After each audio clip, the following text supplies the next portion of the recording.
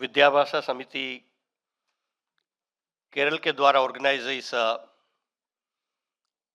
Function के chief guest राष्ट्रीय स्वयंसेवक संघ के आरएसएस के प्रमुख माननीय डॉक्टर मोहन भागवत जी, केरल के गवर्नर डॉक्टर राजेंद्र अर्लेकर जी, न्यास की अध्यक्षा डॉक्टर पंकज मित्तल जी, न्यास के national coordinator doctor Vinod, Amrita विश्वविद्यालय के सम्मान्य कुलपति वाइस चांसलर डॉक्टर वेंकट रंगन, कोचीन शिपिंग यार्ड के chairman Shri Madhu G S Nayyar, सभागार में उपस्थित विभिन्न राज्यों से आए हुए वाइस चांसलर, केरल के एजुकेशनिस्ट, कोचीन एर्नाकुलम के प्रबुद्ध नागरिक गण सिटीजन्स, आचार्य बंधुओं बहनों, प्रिय छात्र भाई और बहनों, ये बहुत हर्ष का विषय है कि केरल में ज्ञान सभा का आयोजन हो रहा है। जब ये ज्ञान सभा का प्लानिंग हुआ तो शिक्षा संस्कृति उत्थान न्यास के द्वारा कुछ स्टेट हेडक्वार्टर दिल्ली, वहां प्रेस कॉन्फ्रेंस भी हमने किया। तो प्रेस कॉन्फ्रेंस में जर्नलिस्ट ने मुझे क्वेश्चन किया कि आप केरल में क्यों कार्यक्रम कर रहे हैं, केरल में ज्ञान सभा का आयोजन क्यों कर रहे हैं? साधारण ऐसे प्रोग्राम दिल्ली में होते हैं, नेशनल लेवल के प्रोग्राम, और आप एक्सट्रीम केरल जा रहे हैं। तो मैंने कहा केरल में हम इसलिए कार्यक्रम कर रहे हैं कि देश को नेशनल इंटीग्रेशन की दृष्टि से और सनातन धर्म की दृष्टि से जोड़ने वाले ऐसे पूजनीय शंकराचार्य जी की ये जन्मभूमि है। हम लोग लास्ट 3 डेज से हमारी नेशनल लेवल की चिंतन बैठक शंकराचार्य जी की जन्मभूमि पर हम गए और वहाँ पूज्य शंकराचार्य के जन्म स्थान पर हम सब ने प्रणाम करके ही वहां से स्टार्ट किया इस ज्ञान सभा का। मैंने उस जर्नलिस्ट को रिप्लाई किया कि केरल नारायण गुरु की भी जन्मस्थली है और नारायण गुरु ने ही कहा था कि शंकराचार्य के मार्ग पर ही मैं चल रहा हूं। तो ऐसे नारायण गुरु की केरल जन्मभूमि है। मैंने कहा चट्टाम्बी स्वामी जी की भी जन्मभूमि है केरल।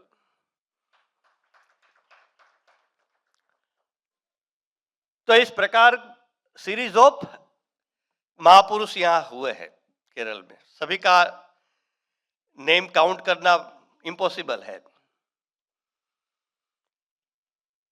तो ऐसे महापुरुषों की जन्मभूमि पर कल मीडिया में भी आया, नेशनल लेवल पर आया है। मेरे व्हाट्सएप पर थ्रू आउट कंट्री से मैसेज आए कि यहाँ का न्यूज कालड़ी में जन्मस्थान शंकराचार्य जी के बर्थ प्लेस पर प्रोग्राम हो रहा है, उसका न्यूज दिल्ली में है, न्यूज पटना में है, न्यूज उज्जैन में है, न्यूज ग्वालियर में है, न्यूज गुजरात में है, और उसका हेडिंग है कि शंकराचार्य जी की भूमि पर कालड़ी से शिक्षा परिवर्तन, चेंज ऑफ एजुकेशन का शंखनाद हुआ है।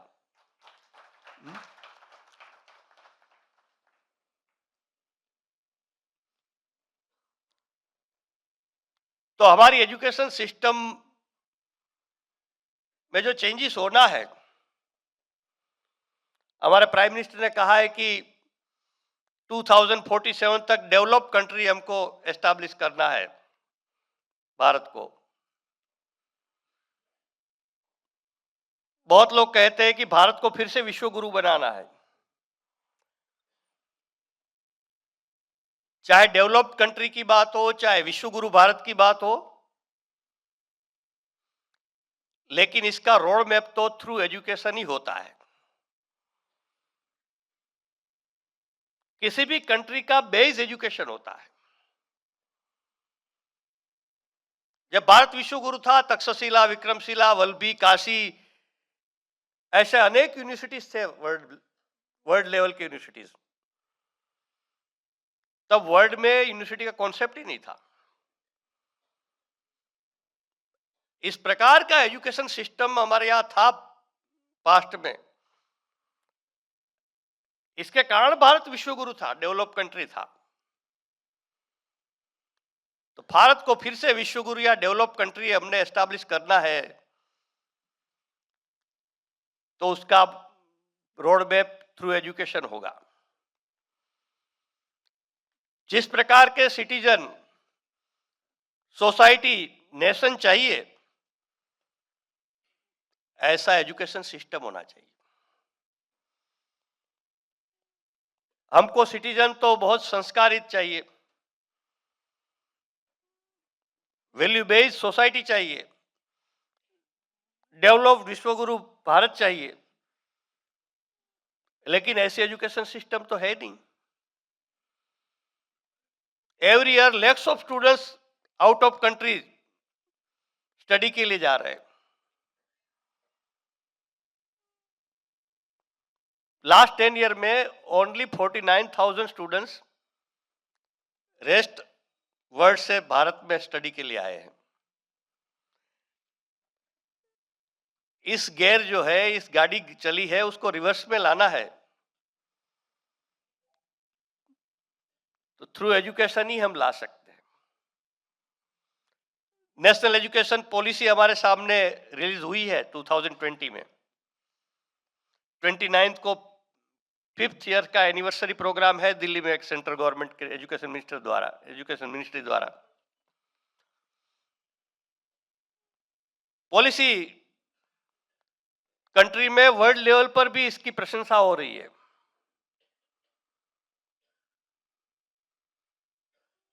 But what about implementation? The big problem and challenges implementation का है। फर्स्ट पॉलिसी आफ्टर डेमोक्रेसी 68 में आई, सेकंड पॉलिसी 86 में आई। Many commission, task force established, central government, state government also. Task force, commission ने, policy ने बहुत सारे गुड सजेशंस दिए, लेकिन हम सब एजुकेशन फील्ड के लोगों की वीक विल पावर से कारण इंप्लीमेंटेशन नहीं हुआ।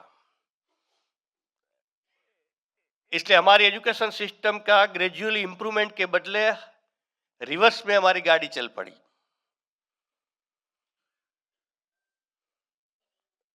और ये जो एजुकेशन पॉलिसी आई, ये थर्ड पॉलिसी है आफ्टर डेमोक्रेसी, लेकिन ये फर्स्ट पॉलिसी है कि इस पॉलिसी ने भारतीय नॉलेज सिस्टम को बेस बनाने की बात की है। इनका बेस है भारतीयता। किसी भी कंट्री का एजुकेशन पॉलिसी हो, इकोनॉमिक पॉलिसी हो, कोई भी पॉलिसी हो, उसका बेस वहां की नीड के आधार पर ही बेस होता है।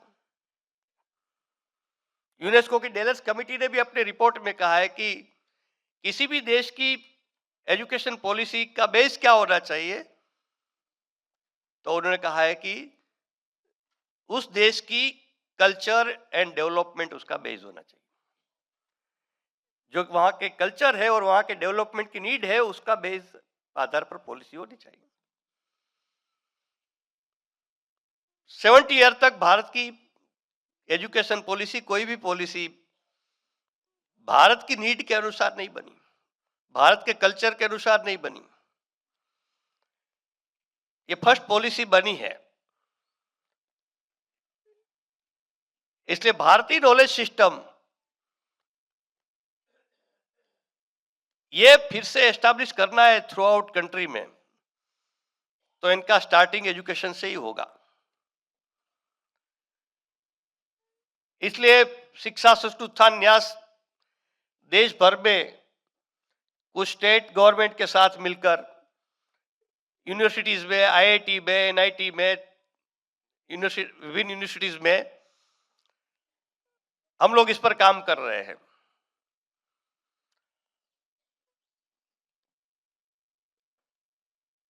इस प्रकार की जो चेंजेस लाने हैं एजुकेशन सिस्टम में, हम लोग एजुकेशन चेंज के लिए थ्रू आउट कंट्री वर्क कर रहे हैं। लेकिन भारत बहुत बिग कंट्री है। किसी भी देश की एजुकेशन सिस्टम चेंज करना किसी वन इंस्टीट्यूशन ऑर्गेनाइजेशन से पॉसिबल नहीं है। ये हम लोग बड़ी बात ही समझते हैं। इसलिए हमने कल देश भर से 300 टॉप लेवल के एजुकेशनिस्ट, सिर्फ टॉप लेवल के एजुकेशनिस्ट जो एजुकेशन के लिए कमिटेड है, ऐसे एजुकेशनिस्ट वाइस चांसलर होंगे, डायरेक्टर्स होंगे, सेंट्रल इंस्टीट्यूट के चेयरमैन होंगे, सेक्रेटरी, मेंबर सेक्रेटरी होंगे, या हमारे बीच में बैठे हैं एआईसीटी चेयरमैन है, अभी यहाँ यही बैठे हैं। कुछ यूनिवर्सिटी के वाइस चांसलर आज भी आ गए तो इस प्रोग्राम में अटेंड कर रहे हैं। प्राइवेट लेवल पर एजुकेशन इंस्टीट्यूट वर्क कर रहे हैं, उन सबको भी बुलाया है, हमने इनवाइट किया है इस पे।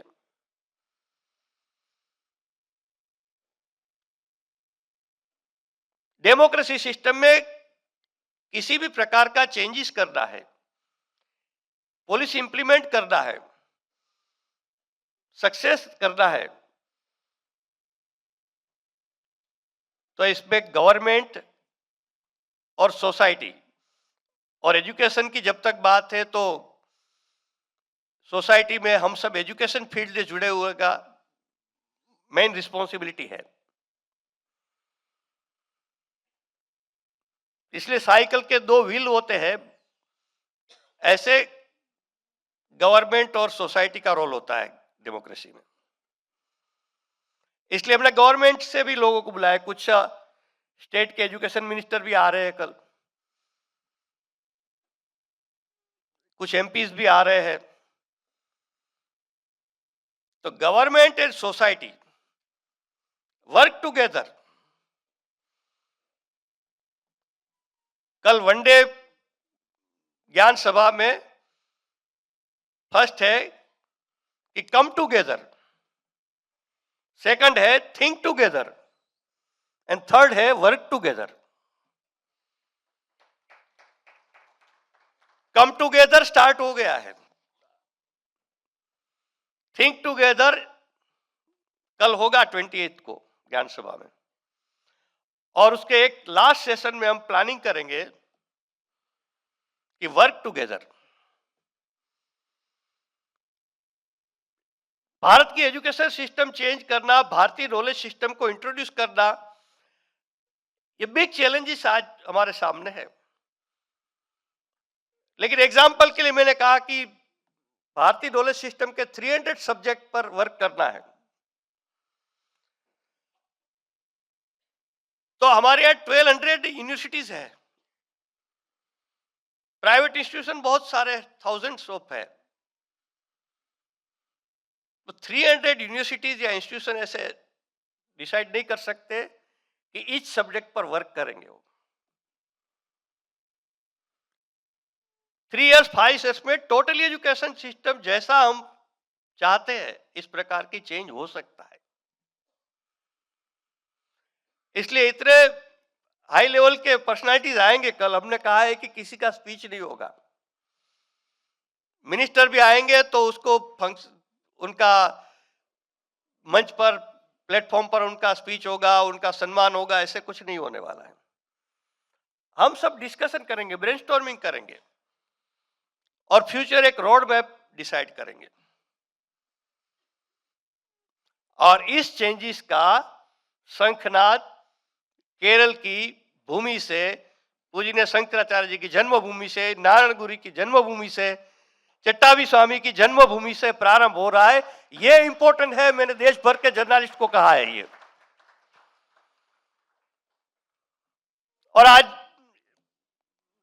नून को हमने यहां केरल के भी एजुकेशनिस्ट का एक प्रोग्राम किया, इसीलिए केरल के लोगों की अपेक्षा थी कि केरल में सब लोग आ रहे हैं, आप इतने नेशनल लेवल के लोग, तो केरल को भी कुछ लाभ मिलना चाहिए।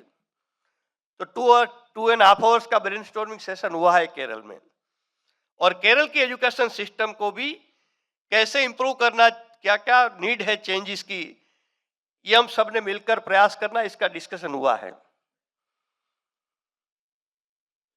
कुछ लोग केरल की नॉलेज सिस्टम भी कहते हैं। हमने कहा केरल की नॉलेज सिस्टम और भारत की नॉलेज सिस्टम में कोई डिफरेंस नहीं है, सेम है दोनों। इसलिए मैं इस मंच से आह्वान करता हूं कि केरल के एजुकेशनिस्ट आज यहां इकट्ठे आए थे, गवर्नमेंट के कोई आए थे कि नहीं, आई डोंट नो, लेकिन इस प्लेटफॉर्म से मैं सभी को आह्वान करता हूं कि केरल के एजुकेशनिस्ट, सोसाइटी के लीड करने वाले लोग, और केरल गवर्नमेंट को भी मैं रिक्वेस्ट करता हूं,